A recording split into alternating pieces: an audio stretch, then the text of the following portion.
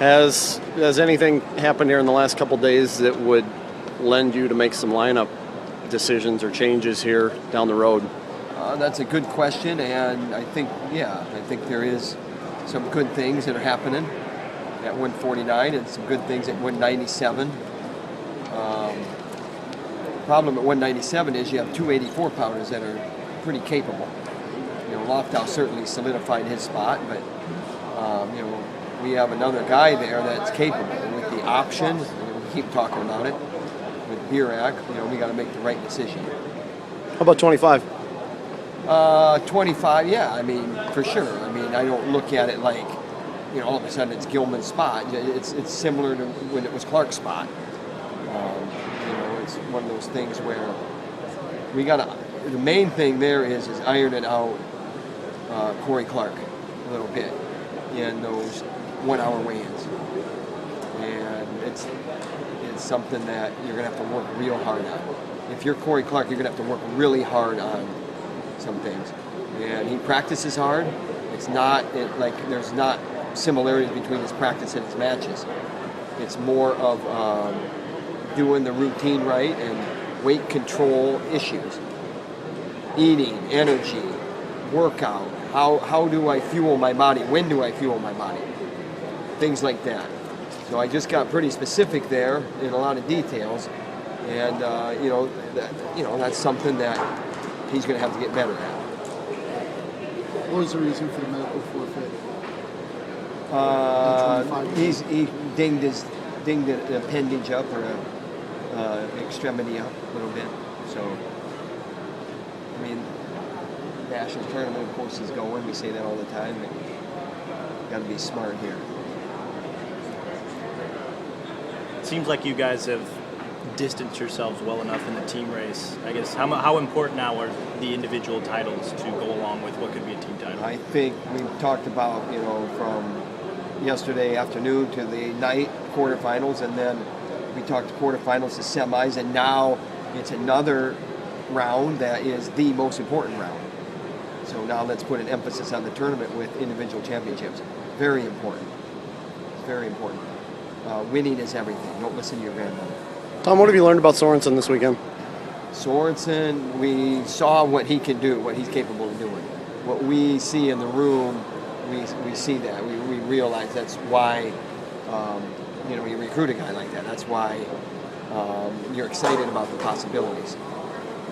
He does things well. He's got really good hand-fighting skills, and he can go off them, and he can wrestle heavy-hipped in those counter-offense positions, and he can ride, and he's getting ridden out to go to overtime, and 5 seconds fresh start, boom, he's out.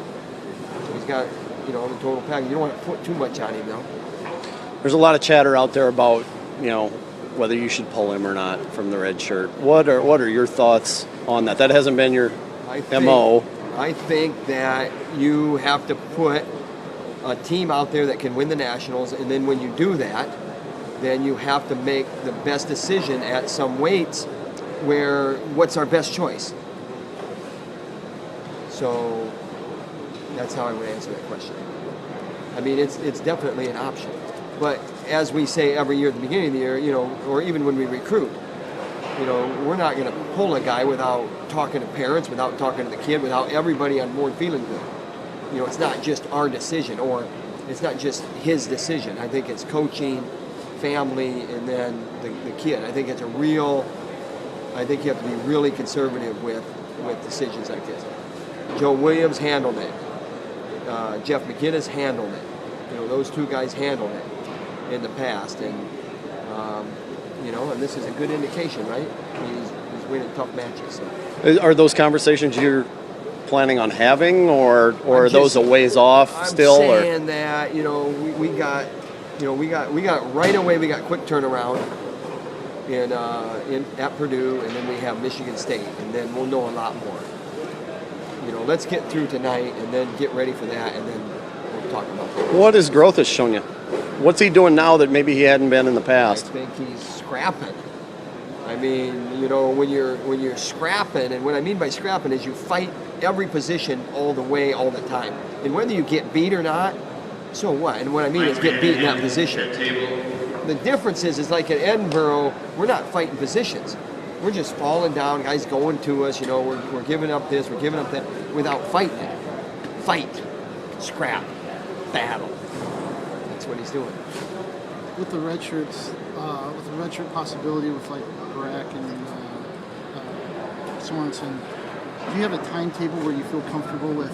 I getting think a you got to decision get done going by? on it. I don't know. I mean, I would probably go back to history and have a conversation with Gable and those guys that he pulled out. They weren't early decisions. I mean, McElravy came out and I think maybe early February.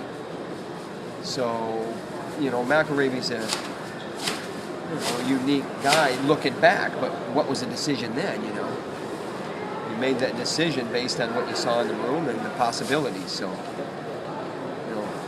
I think Birak's situation's a little bit more clear than. That's what you guys have been waiting all day for me to say, right? I think Birak's situation's a little more clear than